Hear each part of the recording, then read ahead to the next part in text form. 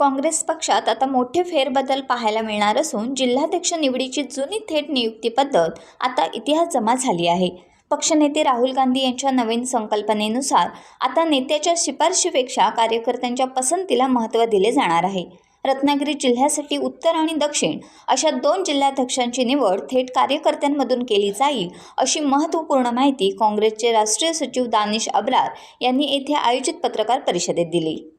काफ़ी बड़े बड़े नेता आते हैं, आप ही की तरह बहुत बड़े जोश में वो भाषण देते हैं, बोलते हैं, लेकिन बाद में फिर जो स्थिति है वो सेम रहती है, कोई बदलाव नहीं होता, वैसे ही चल रहा है सब. आप जो बोल रहे हैं कि छोटा सा आई एम ग्लैड आपने ये क्वेश्चन पूछा कि हमेशा ऐसा हो. आई एम वेरी हैप्पी कि आपने इस तरह का सवाल पूछ लिया. तो मेरा काउंटर क्वेश्चन है आपसे, आज तक ये सच है, झंडे लगे, कुर्सी लगी, कार्यकर्ता आए, टेबल लगी, नेता आए, बातें हुई, भाषण हुए, टिकट बढ़ गए, चुनाव हो गए, परिणाम आ गए, ये सच है. लेकिन मेरा सवाल ये है, आज से पहले कभी भी दिल्ली के आदेश पे, हेडक्वार्टर के आदेश पे, एआईसीसी के आदेश पे बड़े बड़े सांसद, मंत्री, विधायक ऑब्जर्वर बन के जिले में, ब्लॉक में, गांव में एक आम कार्यकर्ता से पूछने कभी नहीं गए कि तुम भैया अपना जिला अध्यक्ष किसको देखना चाहते हो. ऐसा पहली बार हुआ है, ऐसा आज से पहले नहीं हुआ है. इस प्रोसेस को लेकर I am here not for some election. मैं यहाँ कोई चुनाव कराने नहीं आया, मैं कोई टिकट बांटने नहीं आया, मैं यहाँ कोई फैसले लेने नहीं आया.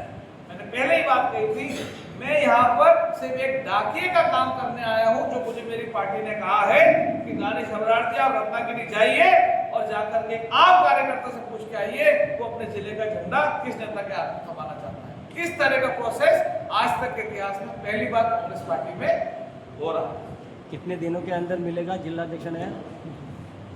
मेरे को कल ही सूचना आई है कि ये जो संगठन सृजन अभियान महाराष्ट्र चल रहा है, इससे तमाम महाराष्ट्र के ऑब्जर्वर्स को पूरे महाराष्ट्र में 20 तारीख तक संपन्न करना है.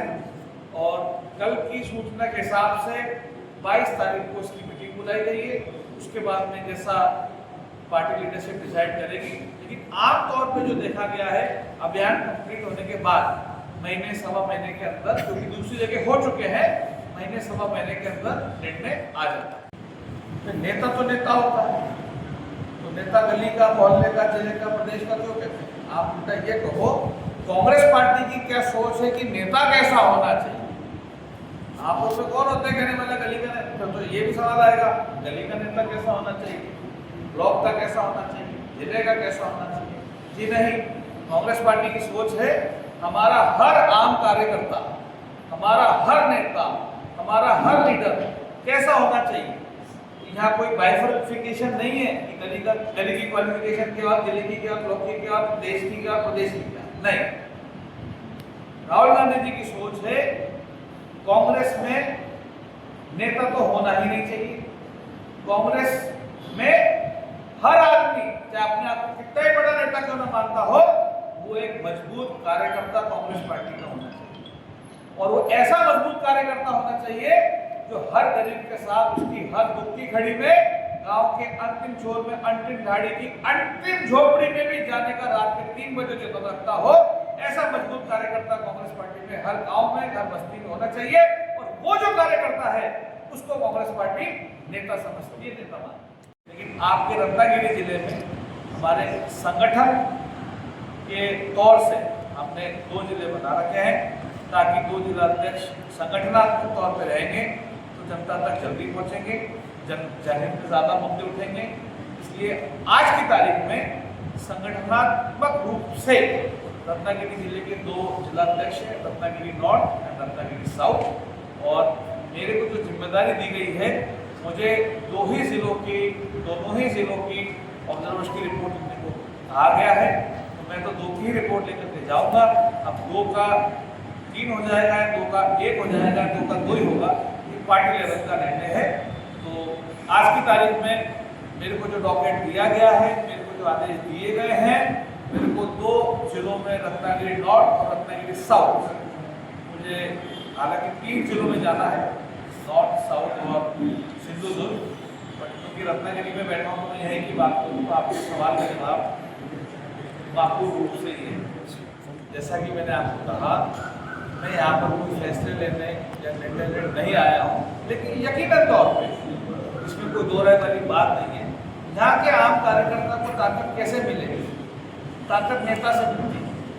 आज एक आम कार्यकर्ता है, अपनी गली की लड़ाई लड़ लेता है, मोहल्ले की लड़ाई लड़ लेता है, बूथ की लड़ाई लड़ लेता है, और जब पिटने पिटाने मुकदमे की बारी आती है तो नेताजी मिलते नहीं है, जिला अध्यक्ष जी मिलते नहीं है, तो वो अपनी दुकान जैसे जैसे को समेटता है और निराश होकर बैठ जाता है और कांग्रेस और उस कार्यकर्ता के हौसले डाउन हो जाता है। तो यकीनन दो बात कहना चाहूँगा। एक बात तो मैंने कहा, मैं कोई फैसले निर्णय नहीं आया, मैं हमारे पार्टी के लोगों की, आम जनता की राय जानने और बतौर डाकिया बात पहुँचाने के लिए आया हूँ। लेकिन निजी रूप से मेरा ऐसा मानना है, ये कार्यकर्ता को मजबूत करने की एक शुरुआत है।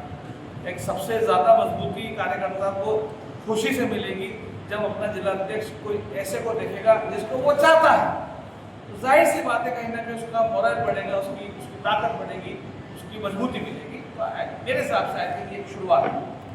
टाइम्स डिजिटलला लाईक करा, सबस्क्राईब करा, शेअर करा आणि बेल आयकॉन दाबायला विसरू नका. पाहत रहा टाइम्स डिजिटल.